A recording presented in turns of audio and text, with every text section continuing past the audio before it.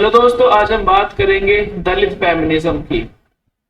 जो वर्ड दलित है, दलित के मान हम बेसिकली एससी को मानते हैं, लेकिन यहाँ पर क्लियर करना है कि दलित फेमिनिज्म में केवल एससी जो महिलाएं हैं वो नहीं आएंगी, बल्कि इसके अंडर में हम पाकिस्तान की जो महिलाएं हैं उनको भी स्टडी करेंगे और इसके अलावा जो नेपाल की महिलाएं हैं उनको भी स्टडी करेंगे।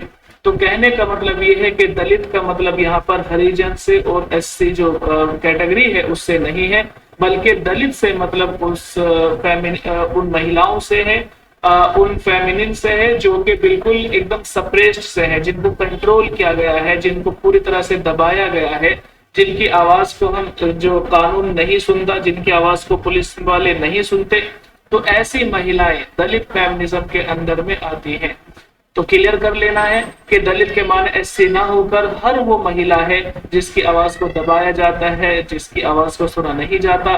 तो क्या है, सबसे पहले इंट्रोडक्शन देख लेते हैं कि दलित फेमिनिज्म फेमिनिस्ट का एक ऐसा पर्सपेक्टिव है, एक ऐसा जो है नजरिया है जिसके अंदर हम सवाल करते हैं कास्ट का और जेंडर का। देखो, सबसे पहले जो फेमिनिज्म है उसमें तो हमने जेंडर ही पढ़ा था कि महिलाओं को अलग रखा जाता है और पुरुष को अलग रखा जाता है, लेकिन दलित फेमिनिज्म में जो इम्पोर्टेंट वर्ड है वो है कास्ट।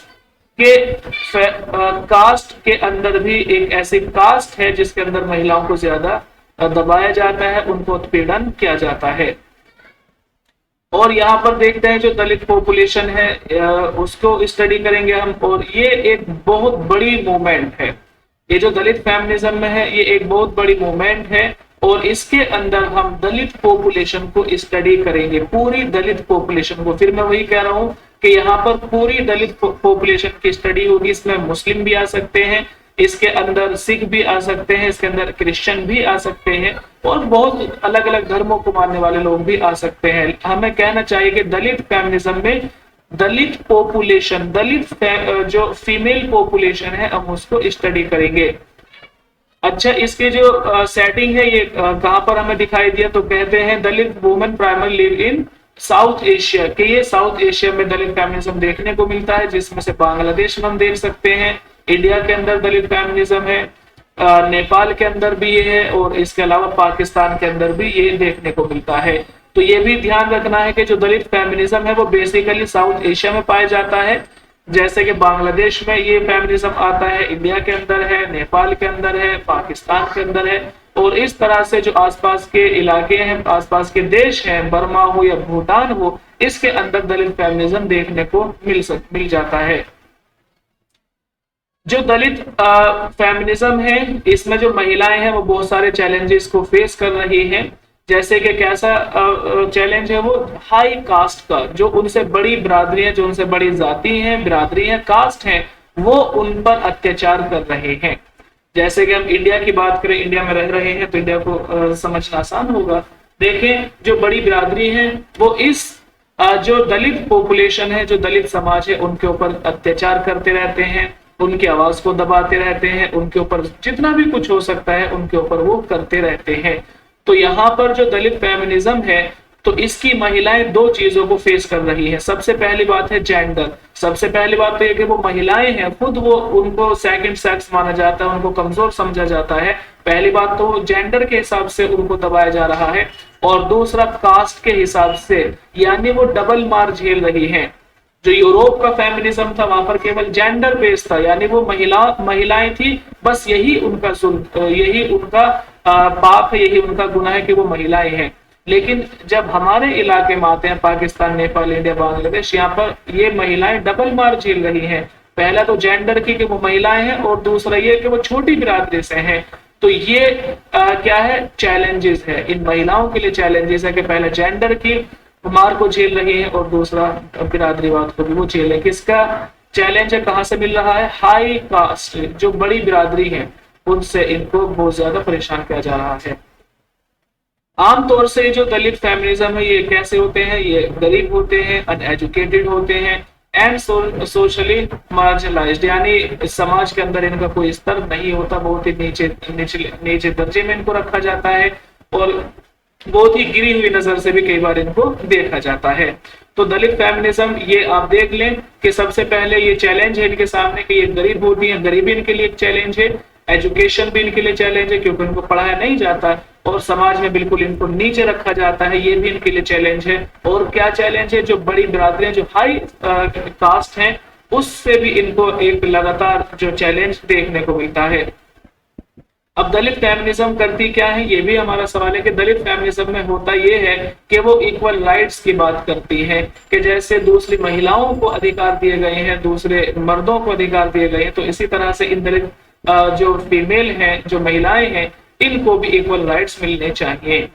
ठीक है, और इसी तरह से जो जेंडर बेस्ड जो चैलेंजेस है वो दूर हो जाने चाहिए, जो कास्ट बेस्ड चैलेंज है वो दूर होने चाहिए, एंड अदर इश्यूज, और जो दूसरे इश्यूज हैं, चाहे वो एजुकेशन का हो, चाहे वो प्रॉपर्टी का हो, चाहे वो फिजिकल हैरेसमेंट का हो, चाहे वो रेप का हो, जितने भी चैलेंजेस हैं, जितने भी इश्यूज हैं, ये दलित फेमिनिज्म में इन सब चीजों को दूर करने की एडवोकेसी की जाती है, वकालत की जाती है। ठीक है, तो यहाँ पर आप ये समझ लें कि वो पहली बात तो ये कि वो फेस क्या कर रही है, तो वो गरीबी को फेस कर रही है, शिक्षा नहीं है इसको फेस कर रही है, समाज में नीचे दर्जे में उनको रखा जा रहा है इस चीज को फेस कर रही है, और दूसरा जो बड़ी बिरादरी है, जो हाई क्लासेस के लोग हैं, वो उनको परेशान कर देते हैं। तो ये चीजें हैं जिसको फेस कर रही है, और वो बात किसकी कर रही है, अपनी आवाज किसके खिलाफ उठा रही है, वो कर रही है कि हमें बराबर के अधिकार मिले, जेंडर बेस्ड जो भी उनका उत्पीड़न हो रहा है वो दूर हो, कास्ट के बेस पर, बिरादरी के बेस पर जो उनका उत्पीड़न हो रहा है वो दूर हो जाना चाहिए, और जो दूसरे इश्यूज हैं वो भी उनसे दूर होने चाहिए। इसके अलावा ये अपनी अलग से कॉन्फ्रेंस करती रहती हैं, महिलाओं को इकट्ठा करती हैं, उनको बताती हैं वो कैसे अपने अधिकार को ले लें या फिर किस तरह से लोगों का फेस करें, सामना करें। ठीक है, इसके अलावा ऑर्गेनाइजेशंस हैं, इनकी अपनी संस्थाएं हैं, अपनी कॉन्फ्रेंसेस है, जिसमें लगातार बातों को उठाती रहती है। नेपाल के कुछ हम यहाँ पर आंकड़े देख लेते हैं कि नेपाल में जो दलित वुमेन है वो लगभग 13.2% जो दलित पॉपुलेशन है नेपाल के अंदर, और इनमें से हम पाकिस्तान के अंदर भी देख सकते हैं, और पाकिस्तान में जो पंजाब का इलाका है, जो पंजाब का क्षेत्र है, वहां पर जो पाकिस्तान में दलित जो महिलाएं हैं वो देखने को मिल जाते हैं। तो मैंने आपको शुरू में बता दिया था कि ये केवल इंडिया में नहीं है, बल्कि ये हमारे आसपास सब बांग्लादेश में है, पाकिस्तान में आप देख सकते हैं।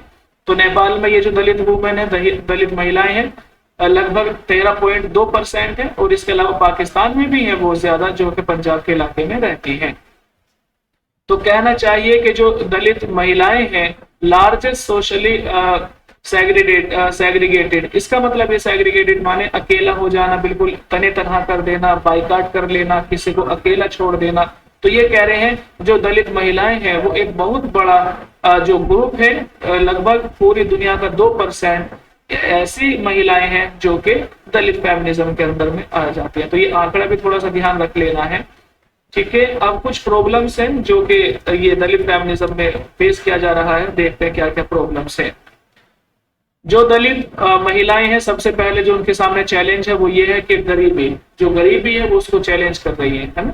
हम देख रहे हैं जो एससी के लोग होते हैं बहुत ज्यादा गरीब होते हैं, और अब तो खैर बहुत सारी चीजें उनके लिए सरकार ने कर दी है, लेकिन अगर हम पीछे जाएं 100 साल 200 साल पहले, तो उस समय बहुत बुरी इनकी दशा थी।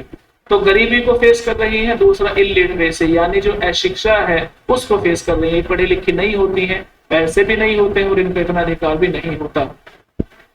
इसके अलावा ये कि इनको ओप्रेस मान इनकी जो आवाज है इनकी उसको दबाया जा रहा है, किसके द्वारा, हाई कास्ट के द्वारा, जो बड़ी बिरादरी जैसे कि पंडित लोग होते हैं, जैसे कि हिंदू में 4 वर्ण माने जाते हैं, जो शूद्र है उसको सबसे नीचे रखा जाता है, क्षत्रिय और जो ब्राह्मण के लोग हैं, ये आप समझ सकते हैं कि जो ऊपर की जो बिरादरी है वो सबसे छोटी बिरादरी को परेशान करती रहती है, उसको ओप्रेस करती रहती है। तो 3 चैलेंज हो गए। इसके अलावा जो दलित मैन है, यानी अब बात फेमिनिज्म की हो रही है, तो पहली बात तो ये है कि ये एक छोटी बिरादरी से है, तो वो तो पूरा इनको आसपास के सब लोग परेशान करते हैं, लेकिन इनके जो अपने जो पुरुष हैं, जो दलित मैन है, वो भी इनको परेशान करते रहते हैं, ये भी एक चैलेंज है। और इसके अलावा प्रोस्टिट्यूशन, ये भी इनके सामने एक चैलेंज बना हुआ है, क्योंकि गरीब महिलाएं गरीब होती हैं, तो कई बार इनको अपनी रोजी रोटी के लिए, अपने पेट भरने के लिए या किसी भी तरह से इनको प्रोस्टिट्यूशन का जो एक प्रोफेशन है उसको भी कई बार इनको जबरदस्ती आप बोल लें या अपनी मर्जी से बोल लें, उसको भी इनको करना पड़ जाता है। तो ये भी इनके सामने एक चैलेंज है कि जो प्रोस्टिट्यूशन का एक पेशा है। और इसके अलावा एक देवदासी है ना, देवदासी या जोगन जो होते हैं, तो देवदासी का जो प्रोफेशन है या वो एक जो परंपरा है वो भी इनके ऊपर लाद दी जाती है। तो ये भी इनके सामने एक चैलेंज है। और ये सब जो बातें हैं, चाहे वो गरीबी हो या वो अनपढ़पना हो या फिर वो ऑपरेशन हो या फिर वो इसके अलावा जो दलित मैन है उनका भी एक चैलेंज है, इसके अलावा प्रोस्टिट्यूशन का पेशा हो या फिर देवदासी बनने का जो एक काम है, ये सारे के सारे चैलेंज हैं जो कि दलित महिलाएं फेस कर रही हैं। यहाँ तक कि अगर हम पुलिस की बात करें कि अगर कोई प्रॉब्लम इनको है और ये पुलिस में जाकर अपनी शिकायत दर्ज करते हैं, तो होता क्या है कि जो पुलिस वाले हैं वो इनकी रिपोर्ट तक दर्ज नहीं करते। ठीक है, वो इनकी रिपोर्ट तक दर्ज नहीं करते। कैसे? वॉयलेंट अटैक, अगर इन पर कोई हमला हो जाता है, किसी भी चीज को जब फेस करती हैं और ये थाने जाते हैं तो इनकी बात को नहीं सुना जाता। इसके अलावा और क्या चैलेंज है? सेक्सुअल वायलेंस, अगर इनके साथ में कोई रेप जैसी घटना हो जाती है तो भी इनकी कोई बात नहीं सुनी जाती। और ये भी माना जाता है कि जो एससी की जो महिलाएं हैं इनके लिए जो एक रेप है या जो सेक्सुअल जो एक्टिविटी होती है वो तो एक रेगुलर और रूटीन फेनोमेना है ना। ये तो इनके साथ में आमतौर से होता ही रहता है कि कोई भी रेप कर देता है। इस तरह आपने बहुत सारी कहानियां पढ़ी होंगी, छोटी छोटी सी कहानियां। ठीक है, तो उसमें भी हम देख सकते हैं कि बिल्कुल जो महिलाएं हैं, जो दलित महिलाएं हैं, उनके साथ बहुत ज्यादा इस तरह के अत्याचार होते रहे हैं। तो क्या कहा है कि दलित वुमेन जो है, दलित महिलाएं हैं, रेगुलर एंड रूटीन यानी सेक्सुअल हैरेसमेंट या छेड़खानी जो है उनके साथ में रेगुलर और ये रूटीन के हिसाब से चलती रहती है। और उनकी बॉडी को क्या समझा जाता है? सेक्सुअली अवेलेबल, है ना। ब्रिटिश लोग तो ये कहते थे कि अगर कुछ भी ना मिले तो कम से कम जो दलित महिलाएं हैं सेक्सुअली अवेलेबल, ही हमेशा सेक्स के लिए अवेलेबल रहती है। यानी ये आप खुद देख सकते हैं, अंदाजा लगा सकते हैं कि इनको क्या समझा हुआ है। ठीक है, और नेपाल में अगर हम बात करें तो 2013 का एक आंकड़ा आया था जिसमें लगभग 50.6% दलित महिलाएं हैं जो कि डेली किसी ना किसी वायलेंस का शिकार हो रही हैं। इसमें क्या क्या है? जैसे कि फिजिकल इनके साथ में रेप हो सकता है, छेड़खानी हो सकती है, या फिर सेक्सुअल एब्यूज, या फिर इनके साथ में सेक्स जैसी घटनाएं घट रही हैं। पाकिस्तान की अगर हम बात करें तो पाकिस्तान में महिलाओं को किडनैप कर लिया जाता है और उनको जबरदस्ती इस्लाम धर्म जो है उनको चेंज कर दिया जाता है, यानी इस्लाम धर्म उनको अपनाने पर मजबूर कर दिया जाता है। तो ये बहुत सारे चैलेंजेस हैं जो कि ऐसी महिलाएं हैं, जो कि दलित महिलाएं हैं, वो उसको फेस कर रही हैं। गरीबी को फेस कर रही हैं, इलिटरेसी को फेस कर रही हैं, और इसके अलावा जो ऑपरेशन मीन्स जो यानी किसी को ओप्रेस करना, किसी को दबाना, किसी की आवाज को दबा देना, तो इसको भी वो फेस कर रही हैं। और इसके अलावा जो एक प्रोस्टिट्यूशन का जो बहुत ही घटिया सा काम है उसको भी उन पर मजबूर किया जा रहा है वो करने के लिए। देवदासी की जो एक परंपरा है वो करने के लिए उनको मजबूर किया जा रहा है। पुलिस वाले भी उनकी बात को नहीं सुनते अगर वो किसी भी अटैक को लेकर वहां पर शिकायत दर्ज कराने के लिए जाती हैं। इसके अलावा सेक्सुअल वायलेंस है जिसको वो फेस कर रही है। और ये जो सेक्सुअल वायलेंस है ये तो लगभग उनकी एक रेगुलर और रूटीन इनका काम बना हुआ है, तो इनको करना ही पड़ता है। यहाँ तक कि उनके जो शरीर है, उनके शरीर को भी सेक्सुअली अवेलेबल माना जाता था। ब्रिटिश लोग तो यही मानते थे कि आप किसी भी जो शूद्र महिला है उससे ये कर सकते हैं। नेपाल के अंदर 2013 का जो आंकड़ा निकल कर आया है तो 50.6% दलित महिलाएं ऐसी हैं जो कि डेली लगभग किसी न किसी वायलेंस का शिकार हो रही हैं। आप देख सकते हैं जैसे कि फिजिकल वायलेंस हो सकता है, सेक्सुअल वायलेंस हो सकता है। पाकिस्तान की अगर हम बात करें तो वहां पर महिलाओं को किडनैप कर लिया जाता है और उनको उनका धर्म बदलकर उनको इस्लाम धर्म कबूल करा दिया जाता है।